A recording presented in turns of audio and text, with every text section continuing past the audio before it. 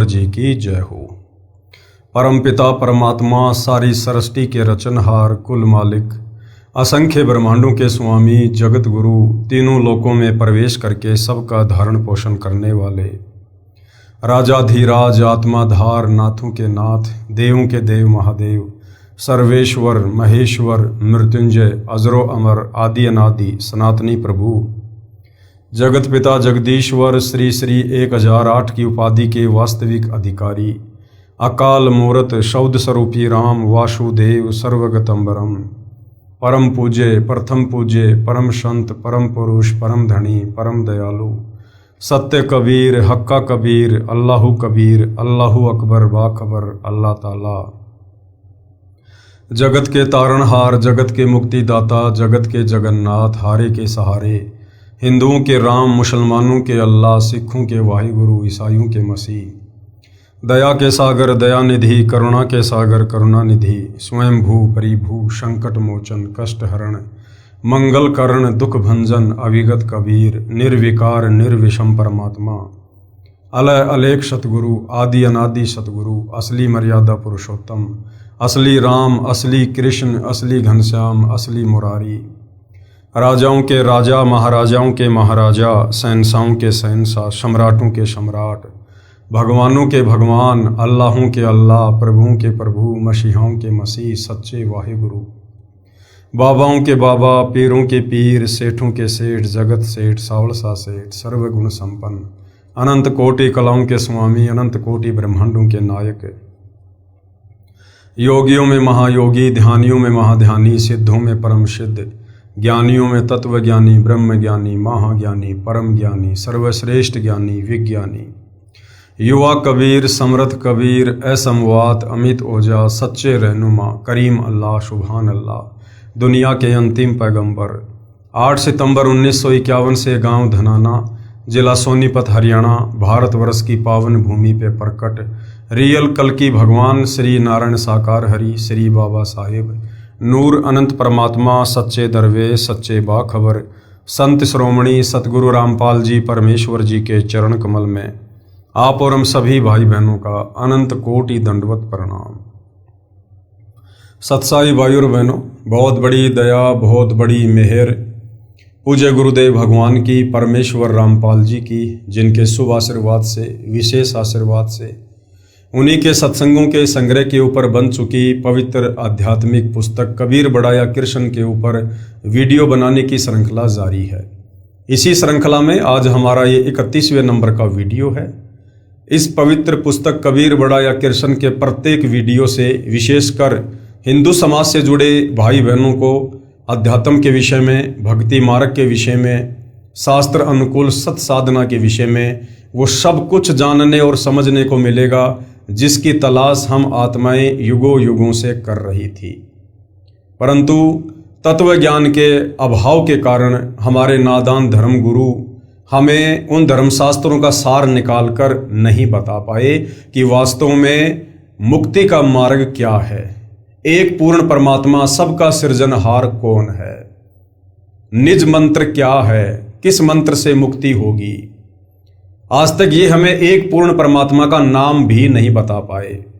आप और हमारे से उन तमाम देवी देवताओं की पूजा करवाते हुए आ रहे हैं जिन देवी देवताओं को लंका के राजा रावण ने युद्ध में पराजित करके अपनी जेल में डाल रखा था। हमसे उन बेबस और लाचार देवी देवताओं की पूजा करवाई जाती थी इस 21 ब्रह्मांड से बाहर निकलने के लिए, जन्म और मरण के झंझट से मुक्ति प्राप्त करने के लिए, जबकि वो 33 करोड़ देवी देवता रावण की कैद में खुद बंधन में थे और मुक्ति की आस लगाकर बैठे थे कि कोई आएगा और हमें छुड़वाएगा। तो भाई और बहनों, अब दया हुई है पूरी सृष्टि के मानव के ऊपर। अब स्वयं वो सारी सृष्टि का सृजनहार सबका उत्पत्ति करता गीता अध्याय 15 श्लोक नंबर 17 के अनुसार उत्तम पुरुषतु अन्य परमात्मा इति उदाहरते ये लोक तिर्यम अवश्य विवर्ति अवय ईश्वरे। जो परमात्मा तीनों लोकों में प्रवेश करके सबका धारण पोषण करता है, सबका पालन पोषण करता है, वो कबीर देव है, कबीर परमात्मा है। तो आज वह कबीर परमात्मा स्वयं धरती पर 8 सितंबर 1951 से परम पूज्य सतगुरु रामपाल जी के रूप में प्रकट है और अपने भक्ति विधान अनुसार सन 1994 से हम आत्माओं तक निरंतर अपने निज लोक सतलोक की जानकारी पहुंचा रहे हैं। गीता अध्याय 4 श्लोक नंबर 34 के अनुसार वे स्वयं तत्वदर्शी संत हैं और हमें तत्व ज्ञान देने के लिए सतलोक से चलकर आए हैं। और जिन जिन आत्माओं ने उनके सत्संग सुनकर उनकी पहचान करके विश्वास को दृढ़ करके उनसे उपदेश प्राप्त करके यदि आजीवन उनके द्वारा बताई गई मर्यादाओं में रहकर भक्ति को सफल कर लिया, वो आत्मा इस 21 ब्रह्मांड से अवश्य पार होगी। ये उनका वचन है। तो भाइयों और बहनों, आज जो 31वें नंबर का हमारा वीडियो है और जो टॉपिक चल रहा है वो है जनता की अदालत। जनता की अदालत में मुकदमा चल रहा है कबीर बड़ा या कृष्ण बड़ा, भगवान कौन है। और जनता की अदालत में सतगुरु रामपाल जी ने जनता को जज के रूप में सेलेक्ट किया है, क्योंकि वर्तमान में जनता शिक्षित है, पढ़ी लिखी है, अपनी आंखों से अपने ही धर्म ग्रंथों में लिखी हुई सच्चाई को देखकर निर्णय कर सकती है। तो जनता की अदालत में एक तरफ श्री कृष्ण उर्फ विष्णु जी को पूर्ण परमात्मा बताने की कुचेष्टा करते हुए तमाम हिंदू धर्म के गुरु आचार्य शंकराचार्य श्री कृष्ण जी के वकील के रूप में खड़े हैं, तो दूसरी तरफ कबीर जी को सारी सृष्टि का रचनहार, उत्पत्ति करता, पालन पोषण करता बताते हुए सतगुरु रामपाल जी सर्व धर्मशास्त्रों से प्रमाण दे देकर ये साबित करते हुए कबीर जी की तरफ से वकालत कर रहे हैं। और भाइयों और बहनों, लगभग 25 वीडियो बन चुके हैं इस जनता की अदालत वाले मुकदमे पर। यदि आप शुरू से इस पवित्र पुस्तक के ऊपर बन चुके प्रत्येक वीडियो देखेंगे तो आप भली भांति समझ सकते हैं कि वास्तव में मुक्ति का मार्ग क्या है और शास्त्र अनुकूल सत साधना वर्तमान में किस संत के पास है। तो जनता की अदालत में मामला चल रहा है। सतगुरु रामपाल जी ने लगभग 70% ये सिद्ध कर दिया है कि कबीर जी ही पूर्ण परमात्मा है, ये अविनाशी हैं, इनके कोई माता पिता नहीं है, ये स्वयंभू है, परिभू है और इन्हीं की भक्ति करने से जीव को मुक्ति प्राप्त हो सकती है।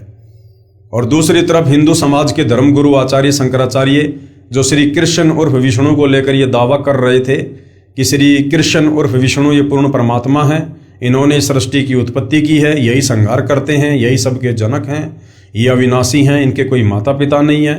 तो सतगुरु रामपाल जी ने उन्हीं हिंदू धर्म ग्रंथों को दिखा दिखा कर ये साबित कर दिया कि ये तीनों देवता ब्रह्मा विष्णु महेश ये नाशवान है, इनकी जन्म होती है, मृत्यु होती है, इनकी माँ का नाम दुर्गा है, इनके पिता का नाम काल ब्रह्म है और ये खुद भी मुक्त नहीं है, ये खुद भी काल के बंधन में है।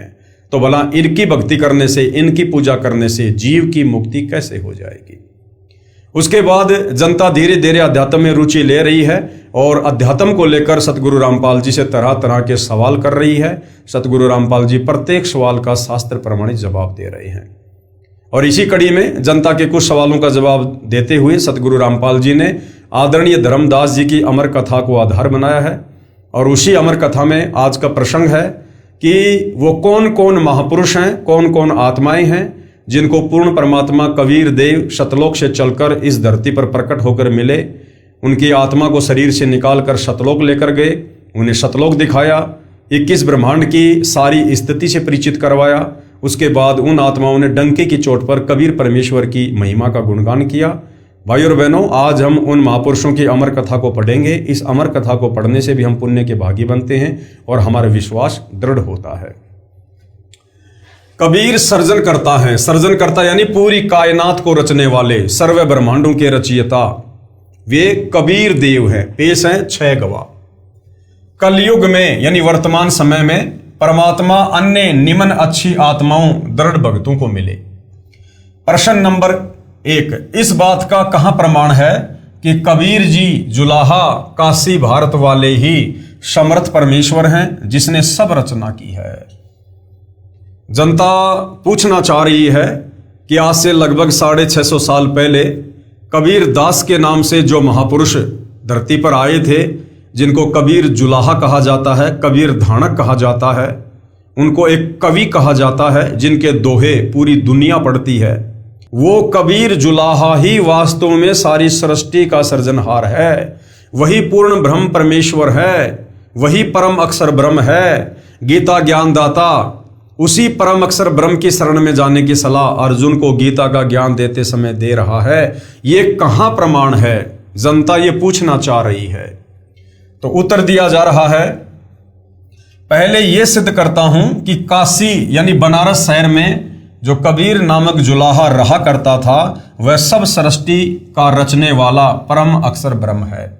इसके लिए अनेकों चश्मदीद गवाह आई विटनेस हैं, जिन्होंने उस समर्थ परमेश्वर को ऊपर यानी तकत सिंहासन पर बैठे देखा तथा बताया कि जो कबीर काशी शहर भारत देश में जुलाही की भूमिका किया करता था, वही समर्थ परमेश्वर है। तो सबसे पहले गवाह नंबर 1। अब गवाह नंबर 1 कौन है? संत गरीबदास जी, गांव छुडानी, जिला झज्जर, हरियाणा प्रांत, देश भारत वाले। संत गरीबदास जी 10 वर्ष के बालक अपने खेतों में गांव के अन्य ग्वालों के साथ प्रतिदिन की तरह गाय चराने गए हुए थे। विक्रमी संवत 1774 यानी सन 1717 फाल्गुन महीने की सुदी चांदनी द्वादशी को दिन के लगभग 10 बजे ग्वाले तथा बालक गरीबदास जी एक जांडी के वृक्ष के नीचे छाया में बैठकर भोजन खा रहे थे। परमेश्वर जी जिंदा बाबा अल खिज्र के वेश में उस आसमान वाले तख्त यानी सिंहासन से चलकर यानी सतलोक से चलकर कुछ दूरी पर धरती के ऊपर उतरे तथा ग्वालों के पास गए। वह जांडी का पेड़ गांव कबलाना से गांव छुडानी को जाने वाले कच्चे रास्ते पर था तथा कबलाना की सीमा के सटे संत गरीबदास जी के खेत में था। संत गरीबदास जी के पिताजी के पास गांव में 1375 एकड़ जमीन थी। उसी जमीन पर चारागाह बना रखी थी, जिसमें गांव छुडानी के अन्य निर्धन व्यक्ति भी अपनी गायों को चराने के लिए ले जाया करते थे। बाबा जिंदा यानी साधु को देखकर बड़ी आयु के ग्वालों यानी पालियों में से एक ने कहा कि बाबा जी भोजन खाओ। साधु ने कहा, भोजन तो मैं अपने डेरे से खाकर आया हूं। कई ग्वाले एक साथ बोले, यदि भोजन नहीं खाते तो दूध पी लो। परमेश्वर ने कहा कि दूध पिला दो, परंतु दूध उसका पिलाओ जिसको कभी बच्चा उत्पन्न न हुआ हो, यानी कंवारी गाय का दूध पीऊंगा।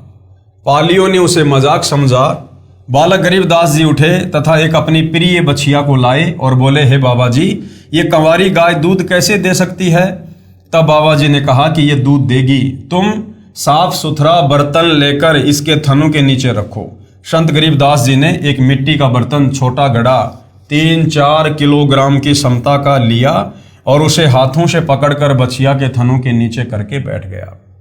बाबा जिंदा यानी अल खिज्र ने गाय की बछड़ी की पीठ के ऊपर हाथ से थपकी मारी। उसी समय थन लंबे व कुछ मोटे हो गए तथा दूध निकलने लगा। जब वह 3-4 किलोग्राम का बर्तन भर गया तो थनों से दूध आना बंद हो गया। बालक गरीबदास जी ने वह दूध से भरा बर्तन बाबा जी को दिया तथा कहा कि ये तो आपकी दया से मिला है, पी लो।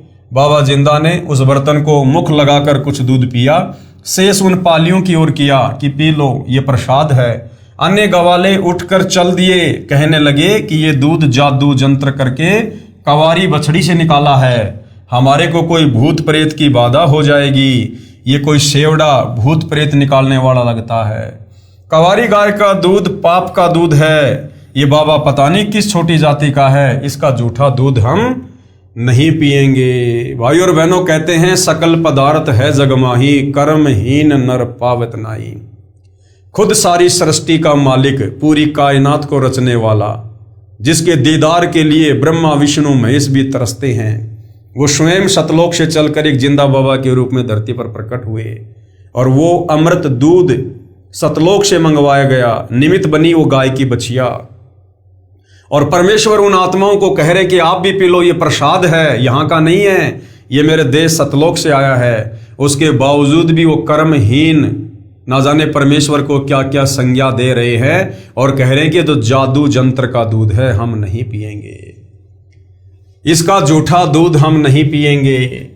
बालक गरीबदास जी ने बाबा से बर्तन लिया और पालियों के देखते देखते उसमें से कुछ दूध पिया।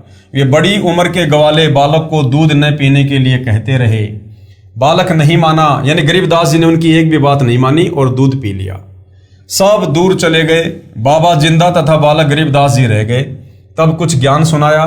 बालक ने सतलोक और समर्थ परमात्मा जो ब्रह्मा जी, विष्णु जी तथा शिव जी से भी शक्तिशाली जो बाबा ने बताया था, आंखों देखने की इच्छा व्यक्त की।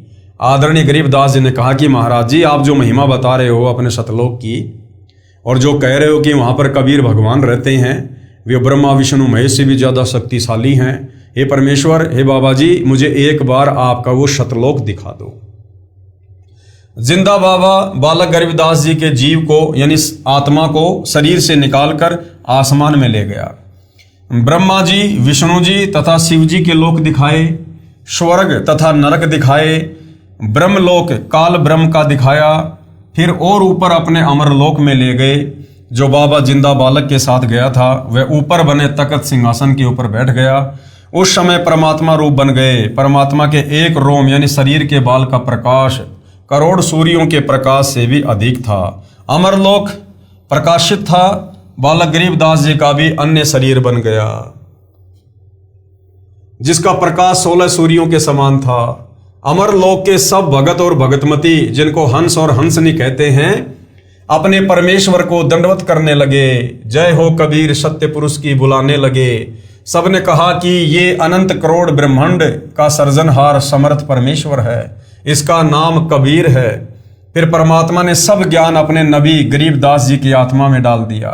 सारा सतलोक तथा नीचे के सब लोक दिखाकर बालक की आत्मा को शरीर में प्रवेश करा दिया। उस समय बालक गरीबदास जी के शरीर को अंतिम संस्कार के लिए चिता लकड़ियों के ढेर पर रखा था। अग्नि लगाने ही वाले थे। उसी समय गरीबदास जी उठ लिए। गांव में खुशी की लहर दौड़ गई। संत गरीबदास जी को उसी जिंदा बाबा वेशधारी परमेश्वर जी ने दीक्षा दी।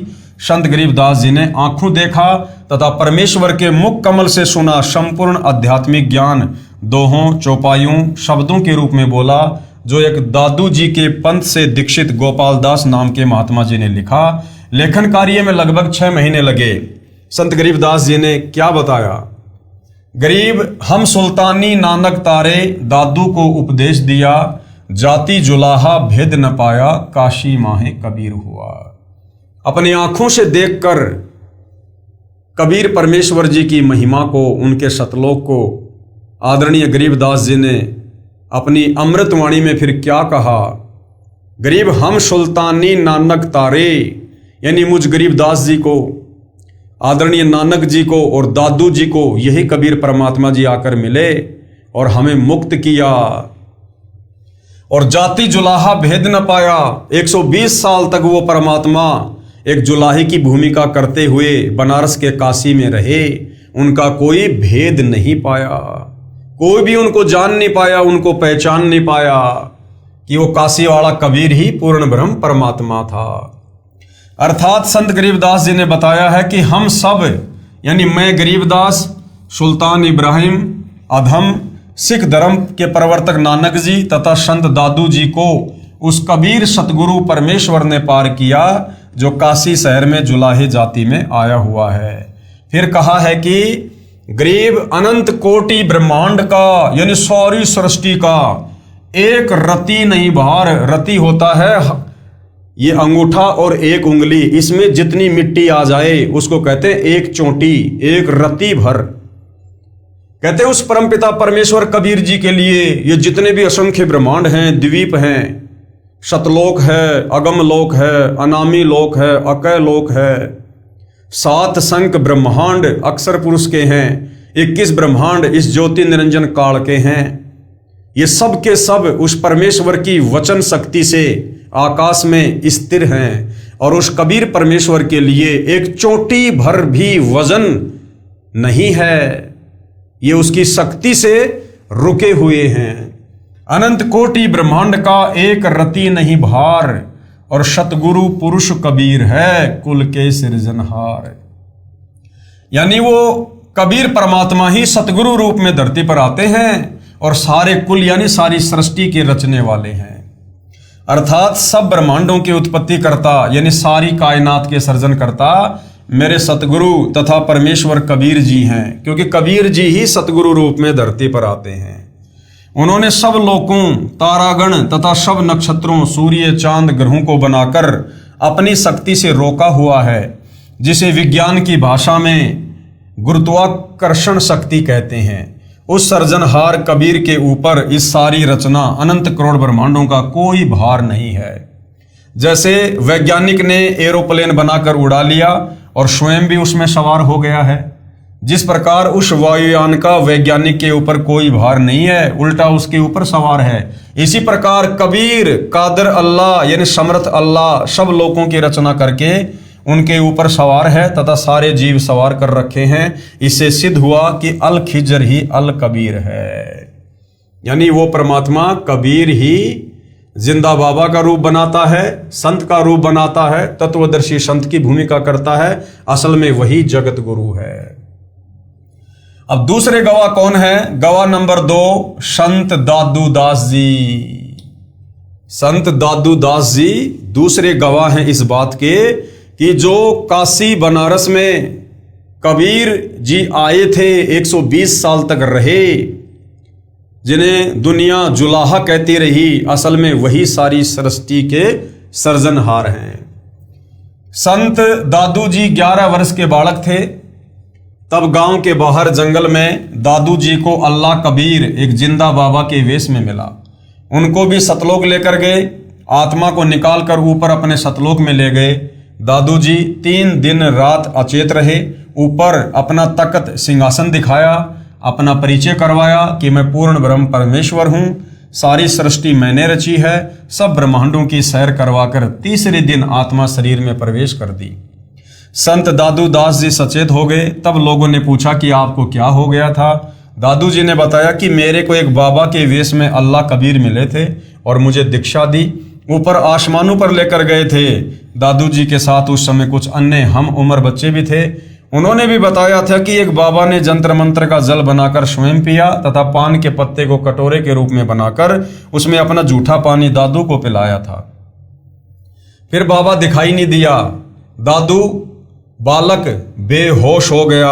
संत गरीबदास जी ने अपनी अमृतवाणी में परमेश्वर कबीर जी से प्राप्त ज्ञान को इस प्रकार बताया है। गरीब दादू को सतगुरु मिले और दही पान की पीक, और बूढ़ा बाबा जिसे कहें ये दादू की नहीं सीख। अर्थात संत दादू जी को सतगुरु रूप में कबीर अल्लाह मिले थे, जो एक जिंदा बाबा के वेश में थे। उन्होंने दादू जी को पान के पत्ते के ऊपर अपने मुख से निकाला जल डालकर दीक्षा के समय पिलाया था। जो व्यक्ति ये कहते हैं कि दादू को वृद्ध बाबा मिला था, जो जंत्र मंत्र विद्या को जानने वाला था, ये दादू ने नहीं बताया। दादू जी ने उसके विषय में जो बताया वह इस प्रकार है, जो दादू जी के द्वारा बोली वाणी से बने दादू ग्रंथ में लिखा है। क्या लिखा है? जिनमो को निज नाम दिया सोए सतगुरु हमारे, दादू दूसरा कोई नहीं कबीर सिरजनहार। दादू नाम कबीर का सुनकर कापे काल, नाम भरोसे जो चले होवे न बाका बाल। केहरी नाम कबीर है विषम काल गजराज, दादू भजन पर ताप से भागे सुनत आवाज। अर्थात दादू जी ने कहा है कि मेरे को जिसने निज नाम यानी यथार्थ भक्ति का मंत्र दिया वो मेरा सतगुरु है और उसका नाम कबीर है। यही कबीर सारी कायनात यानी सृष्टि का सर्जनहार यानी उत्पत्ति करता है। सभी आत्माओं को इसी कबीर भगवान ने अपने वचन से उत्पन्न किया है। संत दादू जी ने कहा है कि कबीर नाम सुनते ही ज्योति निरंजन यानी काल कांपने लग जाता है। कबीर नाम इतना शक्तिशाली है, जो भगत कबीर जी के बताए नाम पर पूर्ण विश्वास करके जीवन यात्रा करता है तो काल ब्रह्म उसका कुछ भी बिगाड़ नहीं सकता। संत दादू जी ने कबीर अल्लाह की समर्थता एक उदाहरण के माध्यम से बताई है कि काल भी बहुत ताकतवर है, परंतु कबीर अल्लाह के सामने वो भी कमजोर पड़ जाता है। काल समझो गजराज यानी हाथियों के राजा के समान बलवान है, और कबीर जी का भक्ति करने को दिया नाम भी बहुत शक्तिशाली है। वो केहरी यानी बब्बर शेर बिगेस्ट लोइन के समान ताकतवर है। उस नाम का जाप यानी भजन करने से उस नाम रूपी केहरी की शक्ति के आगे काल टिक नहीं पाता। यानी नाम की सूक्ष्म गाज दहाड़ सुनकर काल रूप गजराज भाग जाता है। संत दादू जी ने स्पष्ट कर दिया है कि कबीर ही सारी सृष्टि यानी कायनात को उत्पन्न करने वाला परमेश्वर है। उसके बाद में तीसरे महापुरुष हैं गवाह नंबर 3। कौन है? गवाह नंबर 3 संत धर्मदास जी, बांधवगढ़, मध्य प्रदेश, भारत वाले। धर्मदास जी का हिंदू धर्म में जन्म होने के कारण हिंदू धर्म गुरुओं द्वारा बताए अधूरे ज्ञान के आधार से साधना किया करते थे। उसी को करते हुए तीर्थ भ्रमण करते हुए मथुरा श्री कृष्ण जी की नगरी में गए हुए थे। पत्थर व पीतल की देवी देवताओं श्री विष्णु जी, श्री शंकर जी आदि की मूर्तियों को थैले में डालकर साथ लिए हुए था। सुबह तीर्थ में उस तालाब में श्री कृष्ण स्नान किया करते थे।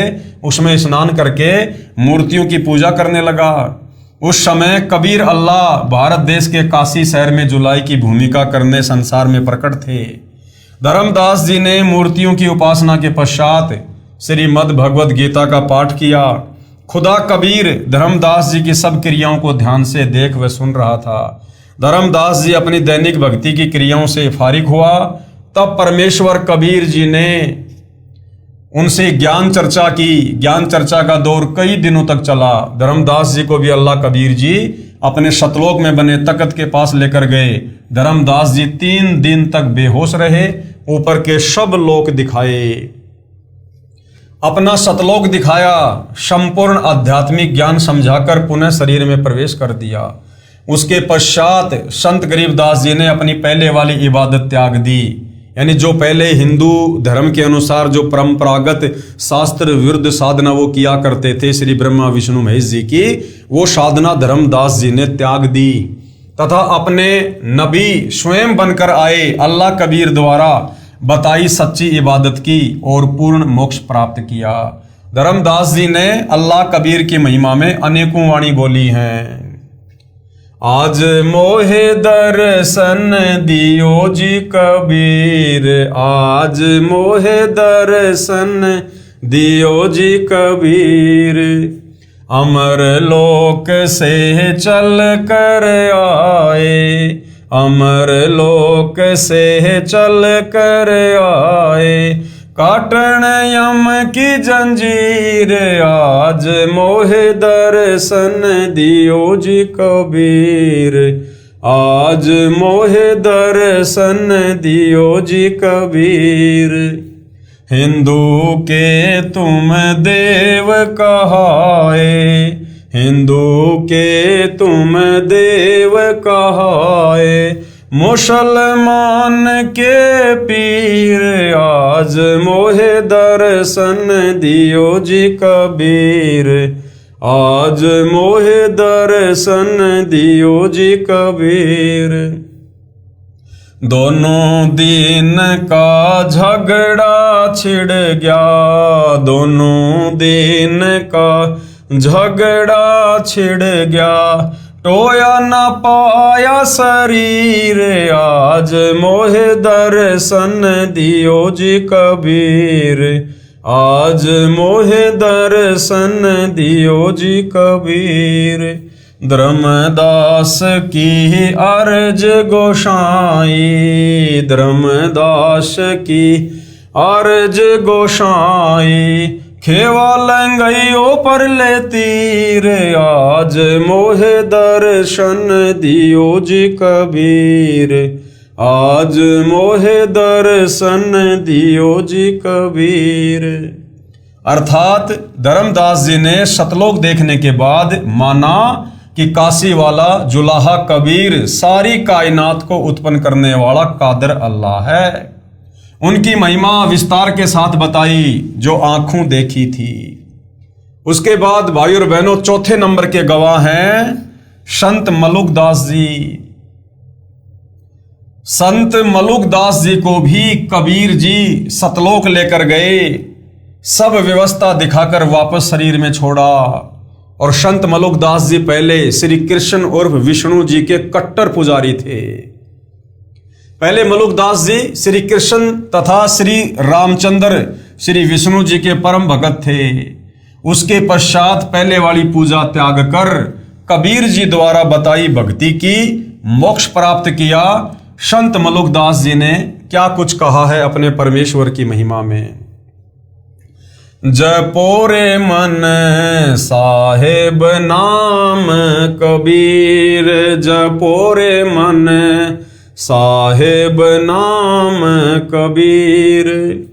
एक समय गुरु बंसी बजाई कालंदरी के तीर, एक समय गुरु बंसी बजाई कालंदरी के तीर।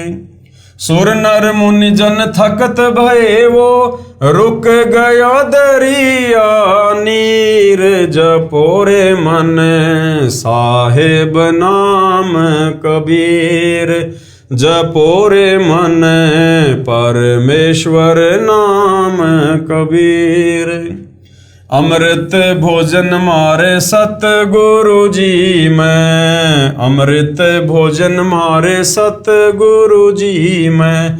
शब्द दूध की खीर, जपो रे मन साहिब नाम कबीर।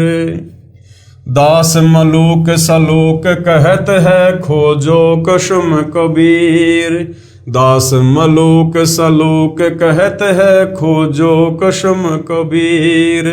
जपो रे मन साहिब नाम कबीर। अर्थात संत मलुकदास जी ने स्पष्ट किया है कि परमात्मा कबीर जी का नाम जपो, उस खशम यानी सबके मालिक कबीर जी की खोज करो, उसे पहचानो, सत्य साधना करके शतलोक में कबीर खुदा के पास जाओ। जैसे श्री कृष्ण के विषय में बताया जाता है कि वे बांसुरी मधुर बजाते थे, उसको सुनकर गोपियां व गायें खिंची चली आती थी। मलुकदास ने बताया है कि एक समय मेरे सतगुरु कबीर जी ने कालंदरी यानी जमुना दरिया के किनारे बांसुरी बजाई थी, जिसको सुनकर स्वर्ग लोक के देवता ऋषिजन तथा आसपास के गांव के व्यक्ति खिंचे चले आए। एक समय गुरु बंसी बजाई कालंदरी के तीर, सुर नर मुनिजन थकत भये वो रुक गया दरिया नीर। जपो रे मन साहेब नाम कबीर। और क्या बताऊं, जमुना दरिया का जल भी रुक गया था। मेरे सतगुरु शब्द की खीर खाते हैं, यानी अमृत भोजन के साथ साथ अमर आनंद भी भोगते हैं। संत मलुकदास जी ने आंखों देखा बताया कि कबीर पूर्ण ब्रह्म यानी कादिर अल्लाह है, सारी सृष्टि को रचने वाला है। उसके बाद गवाह नंबर 5 जिन्होंने बताया कि कबीर ही पूर्ण परमात्मा है। संत नानक देव जी को सुल्तानपुर शहर के पास बह रही बेई नदी पर मिले, जहां गुरु द्वारा सचखंड साहिब यादगार रूप में बना हुआ है। नानक जी का संक्षिप्त यथार्थ परिचय। आदरणीय श्री नानक जी प्रभु कबीर यानी धानक जुलाहा के साक्षी। श्री नानक देव का जन्म विक्रमी संवत 1526 यानी सन 1469 कार्तिक शुक्ल पूर्णिमा को हिंदू परिवार में श्री कालूराम मेहता खत्री के घर पर माता श्रीमती तिरपता देवी की पवित्र कोख यानी गर्भ से पश्चिमी पाकिस्तान के जिला लाहौर के तलवंडी नामक गांव में हुआ। इस स्थान को अब ननकाना साहब कहते हैं। इन्होंने फारसी, पंजाबी, संस्कृत भाषा पढ़ी थी। श्री मद भगवत गीता जी को भी ब्रजलाल पांडे से पढ़ा करते थे। श्री नानक देव जी के श्री चंद तथा लक्ष्मी चंद 2 लड़के थे। श्री नानक जी 14 वर्ष की आयु में अपनी बहन नानकी की ससुराल शहर सुल्तानपुर लोधी में चले गए थे। अपने बहनोई श्री जयराम जी की कृपा से सुल्तानपुर के नवाब के यहाँ मोदी खाने की नौकरी किया करते थे। प्रभु में असीम प्रेम था, क्योंकि ये पुण्यात्मा युगों युगों से पवित्र भक्ति ब्रह्म भगवान यानी काल की करते हुए आ रहे थे। सतयुग में यही नानक जी राजा अमरीश थे तथा ब्रह्म भक्ति विष्णु जी को इष्ट मानकर किया करते थे। दुर्वासा जैसे महान तपस्वी भी इनके दरबार में हार मानकर क्षमा याचना करके गए थे। त्रेता युग में श्री नानक जी ही राजा जनक विदेही बने, जो सीता जी के पिताजी थे। त्रेता युग में वो श्री नानक जी वाली आत्मा ही थी जो सीता जी के पिता कहलाए। एक सुखदेव ऋषि जो महर्षि वेद व्यास के पुत्र थे, जो अपनी सिद्धि से आकाश में उड़ जाते थे, परंतु गुरु से उपदेश नहीं ले रखा था। जब सुखदेव विष्णु लोक के स्वर्ग में गए तो गुरु ना होने के कारण वापस आना पड़ा। विष्णु जी के आदेश से राजा जनक को गुरु बनाया, तब स्वर्ग में स्थान प्राप्त हुआ। फिर कलयुग में यही राजा जनक की आत्मा के हिंदू परिवार में श्री कालूराम मेहता खत्री के घर उत्पन्न हुए तथा श्री नानक नाम रखा गया। यानी ये श्री नानक जी के पूर्व जन्मों का इतिहास है। नानक जी तथा परमेश्वर कबीर जी की ज्ञान चर्चा। बाबा नानक देव जी प्रातः काल प्रतिदिन सुल्तानपुर लोधी के पास बह रही बेई दरिया में स्नान करने जाया करते थे तथा घंटों भगवान चिंतन में बैठा करते थे। एक दिन परमेश्वर कबीर जी जिंदा फकीर के वेश में बेई दरिया पर मिले तथा नानक जी के साथ दरिया में गोता लगाया। कबीर साहिब जी श्री नानक जी की पुण्यात्मा को सतलोक ले गए। सचखंड में श्री नानक जी ने देखा कि एक असीम तेजोमय मानव सदृश से शरीर युक्त प्रभु तख्त पर बैठे थे। अपने ही दूसरे स्वरूप पर कबीर साहिब जिंदा महात्मा के रूप में चवर करने लगे। तब श्री नानक जी ने सोचा कि अकाल मूर्त तो ये रब है जो गद्दी पर बैठा है, कबीर तो यहाँ का सेवक होगा। उसी समय जिंदा रूप में परमेश्वर कबीर साहिब उस गद्दी पर विराजमान हो गए तथा जो तेजों में शरीर युक्त प्रभु का दूसरा रूप था वह खड़ा होकर तख्त पर बैठे जिंदा वाले रूप पर चवर करने लगा। फिर वह तेजोमय रूप नीचे से गए जिंदा कबीर रूप में समा गया तथा गद्दी पर अकेले कबीर परमेश्वर जिंदा रूप में बैठे थे और चवर अपने आप डरने लगा। तब नानक जी ने कहा कि वाहे गुरु सत्य नाम से प्राप्ति तेरी। इस प्रक्रिया में 3 दिन लग गए। नानक जी की आत्मा को साहिब कबीर जी ने वापस शरीर में प्रवेश कर दिया। तीसरे दिन श्री नानक जी होश में आए। उधर श्री जयराम जी ने, जो श्री नानक जी का बहनोई था, श्री नानक जी को दरिया में डूबा हुआ जानकर दूर तक गोताखोरों से तथा जाल डलवाकर खोज करवाई, परंतु कोशिश निष्फल रही और मान लिया कि श्री नानक जी दरिया के अथाह वेग में बहकर मिट्टी के नीचे दब गए। तीसरे दिन जब नानक जी उसी नदी के किनारे सुबह सुबह दिखाई दिए तो बहुत व्यक्ति एकत्रित हो गए। बहन नानकी तथा बहनोई श्री जयराम जी भी दौड़े गए। खुशी का ठिकाना नहीं रहा तथा घर ले आए। श्री नानक जी अपनी नौकरी पर चले गए। मोदी खाने का दरवाजा खोल दिया तथा कहा, जिसको जितना चाहिए ले जाओ, तेरा तेरा कहकर पूरा खजाना लुटाकर शमशान घाट पर बैठ गए।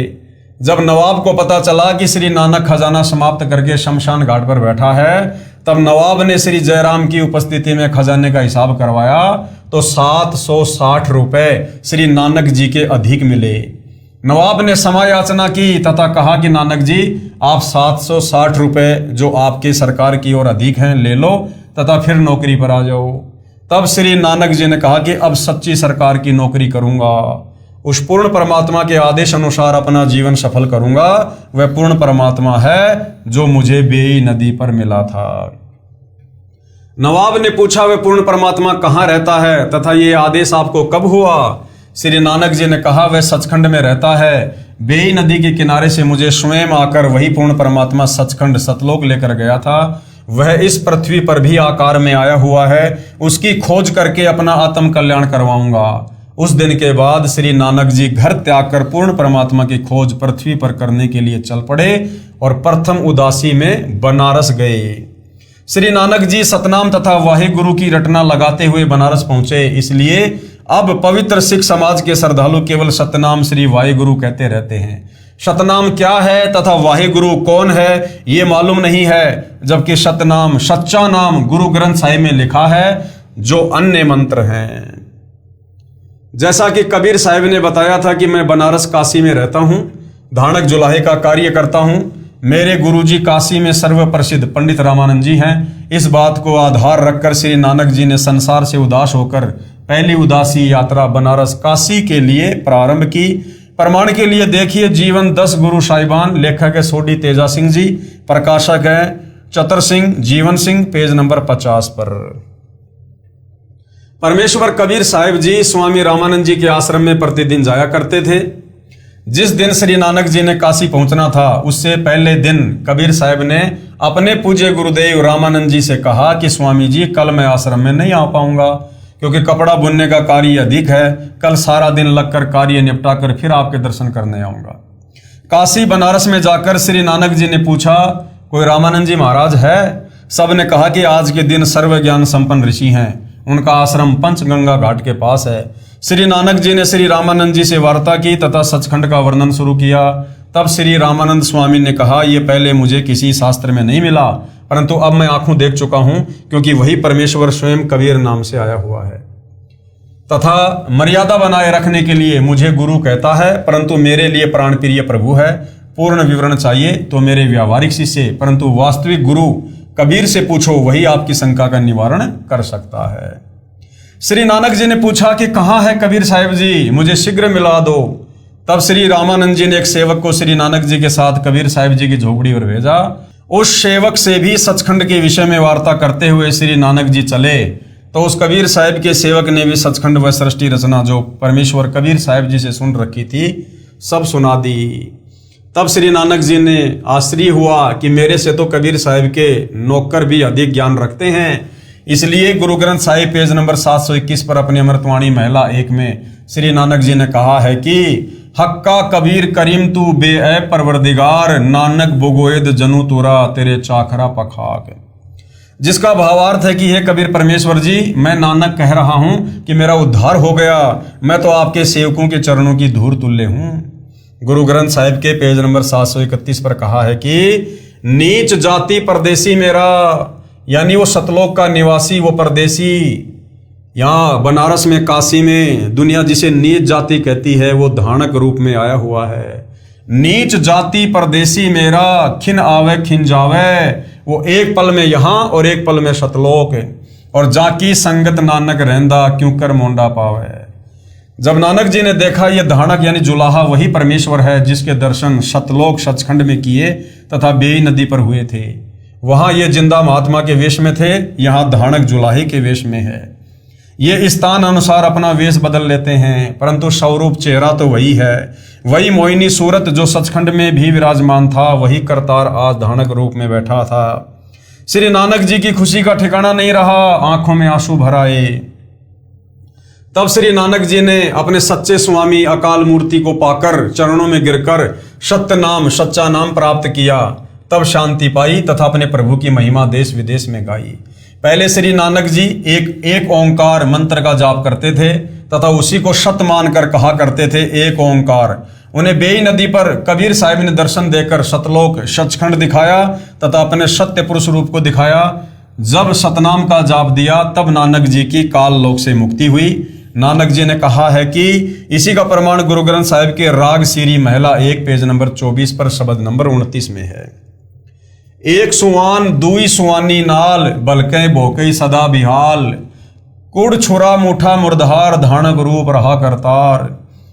मैं पति की पंदी न करनी की कार, ऊ बिगड़े रूप रहा बिकराल, तेरा एक नाम तारे संसार में एहो आस एहो आधार। मुख निंदा आख्या दिन रात, पर घर जो ही नीच मनाती, काम क्रोध तन वशय चंडाल धानक रूप रहा करतार। फाई सूरत मलुकी वेश, ऊ ठगवाड़ा ठगी देश, खरा सियाणा बहुता बहार धानक रूप रहा करतार। मैं किता न जाता हराम खोर, ऊं किया मुंह देसा दुष्ट चोर, नानक नीच कह विचार धानक रूप रहा करतार। इसमें स्पष्ट लिखा है कि एक मन रूपी कुत्ता तथा इसके साथ 2 आशा तथा ये तृष्णा रूपी कुतिया अनावश्यक भोगती उमंग उठती रहती है। एक सुवान दुई सुवानी नाल, बलकई भोकई सदा बियाल, तथा सदा नई नई आशाएं उत्पन्न करती रहती हैं। इनको मारने का तरीका जो सतनाम तथा तत्व ज्ञान बिना झूठा कुड़ साधन मुठ मुर्धार था, मुझे धानक के रूप में हक्का कबीर सत कबीर परमात्मा मिला। उन्होंने मुझे वास्तविक उपासना बताई।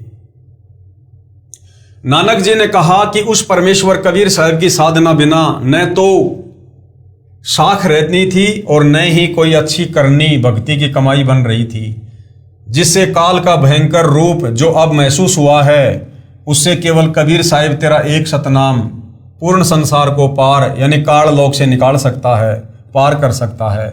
मुझे यानी नानक जी कहते हैं मुझे भी यही एक तेरे नाम की आशा है, वह यही नाम तेरा आधार है। पहले अनजाने में बहुत निंदा भी की होगी, क्योंकि काम क्रोध इस मन में चंडाल रहते हैं। मुझे धाणक यानी जुलाहे का कार्य करने वाले कबीर साहिब रूपी भगवान ने आकर शतमार्ग बताया तथा काल से छुटवाया, जिसकी सुरती यानी स्वरूप बहुत प्यारी है, मन को फंसाने वाली अर्थात मन मोहिनी है, तथा सुंदर वेशभूषा में जिंदा रूप में मुझे मिले, उसको कोई नहीं पहचान सकता। जिसने काल को भी ठग लिया अर्थात दिखाई देता है धाणक जुलाहा, फिर बन गया जिंदा। काल भगवान भी भ्रम में पड़ गया, भगवान पूर्ण ब्रह्म नहीं हो सकता। इसी प्रकार परमेश्वर कबीर साहिब अपना वास्तविक अस्तित्व छुपाकर एक सेवक बनकर आते हैं। काल या आम व्यक्ति पहचान नहीं सकता, इसलिए नानक जी ने उसे प्यार में ठगवाड़ा कहा है, और साथ में कहा है कि वह धाणक यानी जुलाहा कबीर बहुत समझदार है, दिखाई देता है कुछ परंतु है बहुत महिमा वाला, जो धाणक जुलाहा रूप में स्वयं परमात्मा पूर्ण ब्रह्म सत्य पुरुष आया है। प्रत्येक जीव को आधीनी समझाने के लिए अपनी भूल को स्वीकार करते हुए कि मैंने नानक जी ने पूर्ण ब्रह्म के साथ बहस वाद विवाद की, तथा उन्होंने कबीर साहिब जी ने अपने आप को भी एक लीला करके सेवक रूप में दर्शन देकर तथा नानक जी को यानी मुझको स्वामी नाम से संबोधित किया। इसलिए उनकी महानता तथा अपनी नादानी का पश्चाताप करते हुए श्री नानक जी ने कहा कि मैं कुछ करने कराने योग्य नहीं था, फिर भी अपनी साधना को उत्तम मानकर भगवान से सन्मुख हुआ, ज्ञान संवाद किया। मेरे जैसा नीच दुष्ट हरामखोर कौन हो सकता है, जो अपने मालिक पूर्ण परमात्मा धाणक रूप जुलाहा रूप में आए करतार कबीर साहिब को नहीं पहचान पाया। श्री नानक जी कहते हैं कि ये सब मैं पूर्ण सोच समझ से कह रहा हूं कि परमात्मा यही धाणक जुलाहा कबीर रूप में है। अब इसका भावार्थ क्या है? श्री नानक साहिब जी कह रहे हैं कि ये फंसाने वाली अर्थात मन मोहिनी सकल सूरत में तथा जिस देश में जाता है वैसा ही वेश बना लेता है। जैसे जिंदा महात्मा रूप में बेई नदी पर मिले, सतलोक में पूर्ण परमात्मा वाले वेश में, तथा यहाँ उत्तर प्रदेश में धाणक जुलाहे के रूप में स्वयं करतार पूर्ण प्रभु विराजमान हैं। आपसी वार्ता के दौरान हुई नोकझोंक को याद करके क्षमा याचना करते हुए अधिक भाव से कह रहे हैं कि मैं अपने सतभाव से कह रहा हूं कि यही धाणक जुलाहे रूप में सत्य पुरुष अर्थात अकाल मूर्त ही है। दूसरा प्रमाण नीचे प्रमाण है जिसमें कबीर परमेश्वर का नाम स्पष्ट लिखा है कि श्री गुरु ग्रंथ साहिब पेज नंबर 721 राग तिलंग महिला पहला में। और अधिक प्रमाण के लिए प्रस्तुत है राग तिलंग महिला 1 पंजाबी गुरु ग्रंथ साहिब पेज नंबर 721 से। एक अरज गुप्तम पेश तोदर गोस कौन करतार, हक्का कबीर करीम तू बेऐब परवरदिगार। दुनिया मुकामे फानी तहकीक दिलदानी, मम सर मुई अजराइल गिरफ्त दिल हेच नदानी। जन पीसर पदर बिरादरा कस नेस दस्तगीर, आखिर बैफ्तम कस नदारद चू शबद तकबीर। सब रोज गस्तम दरहवा करदेम, बदी ख्याल गाहिन नेकी कार करदम मम ई चीनी अहवाल। बदबकत हम चू बखील गाफिल बेनजर बेबाक, नानक बोगोएद जनू तूरा तेरे चाकरा पखाक। सरलार्थ किया है कौन करतार यानी हे शब्द स्वरूपी कर्ता अर्थात शब्द से सर्व सृष्टि के रचनहार। गोस यानी निर्गुणी संत रूप में आए। करीम यानी दयालु। हक्का कबीर यानी सत कबीर। तू यानी आप। बेऐब यानी परवरदिगार निर्विकार परमेश्वर हैं। पेश तोदर आपके समक्ष अर्थात आपके द्वार पर पूरी तरह जानकर एक अरज गुप्तम एक हृदय से विशेष प्रार्थना है कि हे महबूब ये संसार रूपी ठिकाना नासवान है। जीव के शरीर त्यागने के पश्चात अजराइल नामक फरिश्ता यानी यमदूत बेरहमी के साथ पकड़ कर ले जाता है। उस समय कोई साथी व्यक्ति जैसे बेटा पिता भाईचारा साथ नहीं देता। अंत में सब उपाय फर्ज अर्थात कोई क्रिया काम नहीं आती तथा आवाज भी बंद हो जाती है। प्रतिदिन गश्त की तरह न रुकने वाली चलती हुई वायु की तरह बुरे विचार करते रहते हैं। शुभ कर्म करने का मुझे कोई जरिया अर्थात साधन ऐसे बुरे समय में हमारे जैसे नादान लापरवाह भक्ति और भगवान का वास्तविक ज्ञान ना होने के कारण ज्ञान नेत्रहीन था तथा उआबाई का ज्ञान कहा करता था। नानक जी कह रहे हैं कि हे कबीर परमेश्वर, आपकी कृपा से आपके सेवकों के चरणों की धूल डूबता हुआ बंदा पार हो गया। केवल हिंदी अनुवाद। हे शब्द स्वरूपी राम अर्थात शब्द से सर्व सृष्टि रचनहार दयालु सत्य कबीर, आप निर्विकार परमात्मा हैं। आपके समक्ष एक हृदय से विनती है कि ये पूरी तरह जान लिया हे महबूब, ये संसार रूपी ठिकाना नाशवान है, यानी ये काल का 21 ब्रह्मांड पूरी तरह से नाशवान है। हे दाता, इस जीव के मरने पर अजराइल नामक यमदूत बेरहमी से पकड़ कर ले जाता है। कोई साथी जन जैसे बेटा पिता भाईचारा साथ नहीं देता। अंत में सभी उपाय और फर्ज कोई क्रिया काम नहीं आता। प्रतिदिन गश्त की तरह न रुकने वाली चलती हुई वायु की तरह बुरे विचार करते रहते हैं। शुभ कर्म करने का मुझे कोई जरिया या साधन नहीं मिला। ऐसे बुरे समय कलयुग में हमारे जैसे नादान लापरवाह शतमार्ग का ज्ञान ना होने से ज्ञान नेत्रहीन था तथा लोकवेद के आधार से अनाप शनाप ज्ञान कहता रहता था। नानक जी कहते हैं कि मैं आपके सेवकों के चरणों की धूल डूबता हुआ बंदा नानक पार हो गया। श्री गुरु नानक साहिब जी कह रहे हैं कि हे हक्का कबीर सत्य कबीर, आप निर्विकार दयालु परमेश्वर हो। आपसे मेरी एक अर्ज है कि मैं तो सत्य ज्ञान वाली नजर रहित तथा आपके सत्य ज्ञान के सामने तो निरुत्तर अर्थात जुबान रहित हो गया हूँ। हे कुल के मालिक, मैं तो आपके दासों के चरणों की धूल हूँ, मुझे शरण में रखना। इसके पश्चात जब श्री नानक जी को पूर्ण विश्वास हो गया कि पूर्ण परमात्मा तो गीता ज्ञानदाता प्रभु से अन्य ही है, वही पूजा के योग्य है। पूर्ण परमात्मा की भक्ति तथा ज्ञान के विषय में गीता ज्ञानदाता प्रभु भी अनभिज्ञ है। परमेश्वर स्वयं ही तत्वदर्शी संत रूप से प्रकट होकर तत्व ज्ञान को जन जन को सुनाता है। जिस ज्ञान को वेद भी नहीं जानते, वह तत्व ज्ञान केवल पूर्ण परमेश्वर सत्य पुरुष ही स्वयं आकर ज्ञान करवाता है। और वर्तमान में वही पूर्ण ब्रह्म परमेश्वर सारी सृष्टि के मालिक जो इन महापुरुषों को मिले, नानक जी को मिले, वो कबीर देव कबीर भगवान आज वर्तमान में वही अपना वास्तविक ज्ञान तत्व ज्ञान देने के लिए 8 सितंबर 1951 से गांव धनाना जिला सोनीपत हरियाणा भारतवर्ष की पावन भूमि पर सतगुरु रामपाल जी के नाम से सशरीर प्रकट हैं। फिर प्रमाण है राग बसंत महिला पहला पौड़ी नंबर 3 आदि ग्रंथ पंजाबी पेज नंबर 1188। नानक हवमो शब्द जलाइया सतगुरु साचे दर्श दिखाइया। इस वाणी से भी अति स्पष्ट है कि नानक जी कह रहे हैं कि सत्य नाम यानी सत्य शब्द से विकार अहम अभिमान जल गया तथा मुझे सच्चे सतगुरु ने दर्शन दिए, अर्थात मेरे गुरुदेव के दर्शन हुए। स्पष्ट है कि नानक जी को कोई सतगुरु आकार रूप में अवश्य मिला था। वह ऊपर तथा नीचे पूर्ण प्रमाणित है।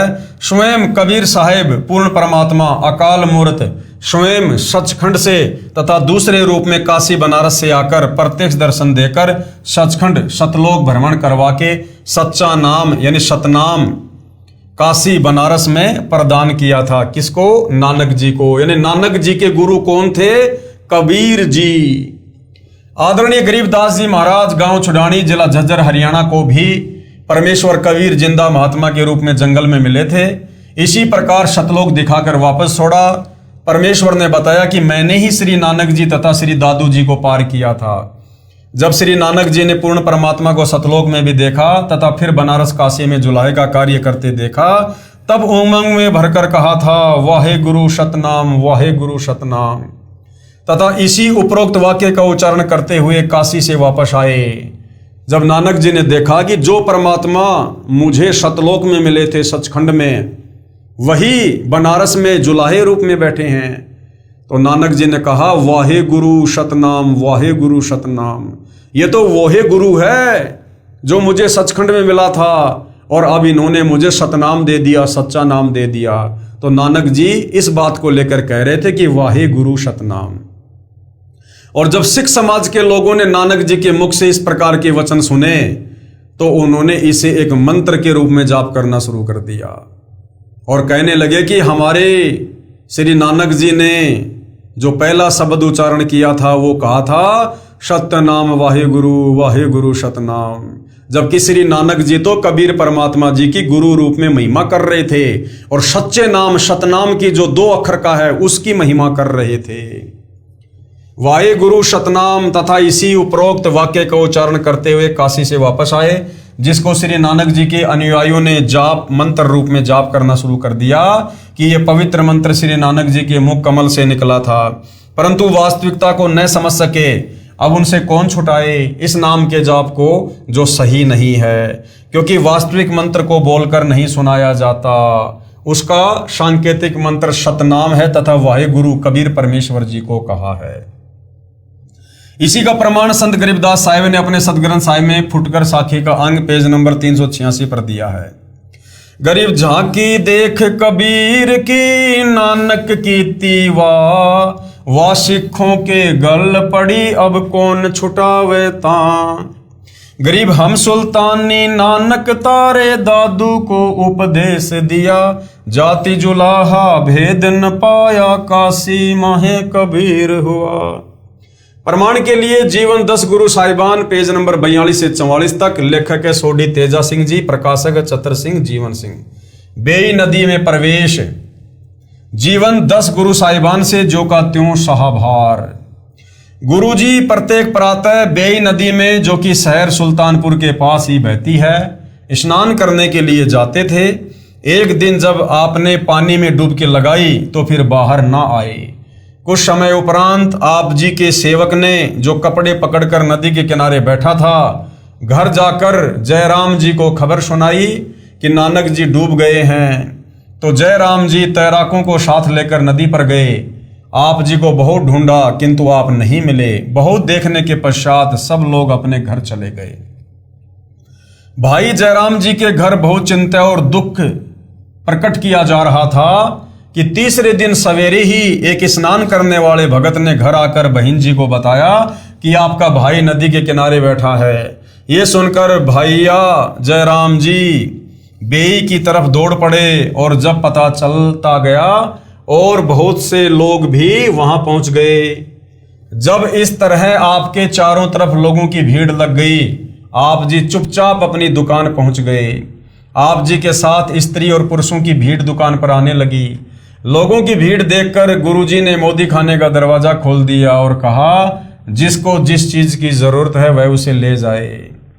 अब देखो भाई और बहनों, सिख समाज तो बेचारा अभी भी अनभिज्ञ है तत्व ज्ञान से। दरअसल जब कबीर परमात्मा जिंदा बाबा के रूप में नानक जी को बेई नदी से उनके शरीर से आत्मा निकालकर सतलोक ले गए, उससे पहले तक वो केवल एक जीव थे, एक मां के गर्भ से उत्पन्न आप और हमारी तरह एक जीव थे। लेकिन जब परमेश्वर उनको सचखंड लेकर गए, उसके बाद वापस जब परमात्मा जी आए तो वो नानक की आत्मा नहीं थी।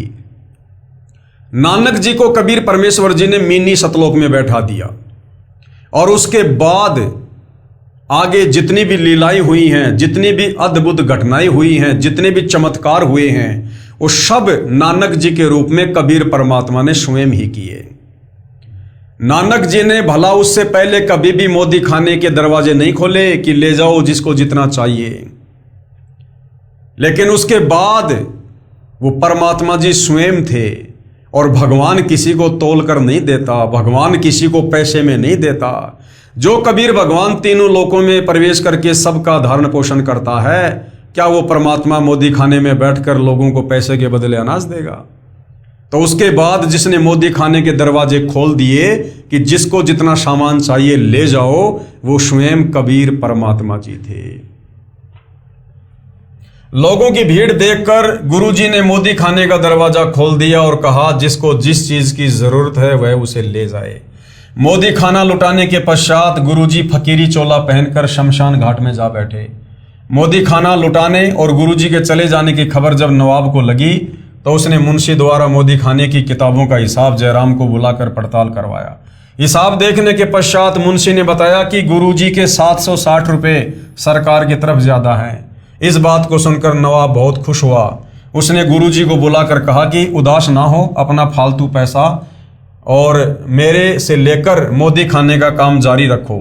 पर गुरुजी ने कहा, अब हमने ये काम नहीं करना, हमें कुछ और काम करने का भगवान की तरफ से आदेश हुआ है। नवाब ने पूछा, क्या आदेश हुआ है? तब गुरुजी ने मूल मंत्र उच्चारण किया ओंकार शतनाम करता पुरख निर्भउ निर्वजु अकाल मूर्ति अजूनी सब गुरु प्रसादी। नवाब ने पूछा कि ये आदेश आपके भगवान ने कब दिया? गुरुजी ने बताया कि जब हम बेई नदी में स्नान करने गए थे तो वहां से हम सचखंड अपने स्वामी के पास गए थे। यानी पंजाबी जो लेखक हैं उन्होंने भी बिल्कुल क्लियर कर रखा है कि नानक जी को कोई सचखंड लेकर गया था। और सूक्ष्म वेद में गरीबदास जी की वाणी में क्लियर है कि वो काशी वाला जुलाहा कबीर आकर ही उनकी आत्मा को सतलोक लेकर गया था।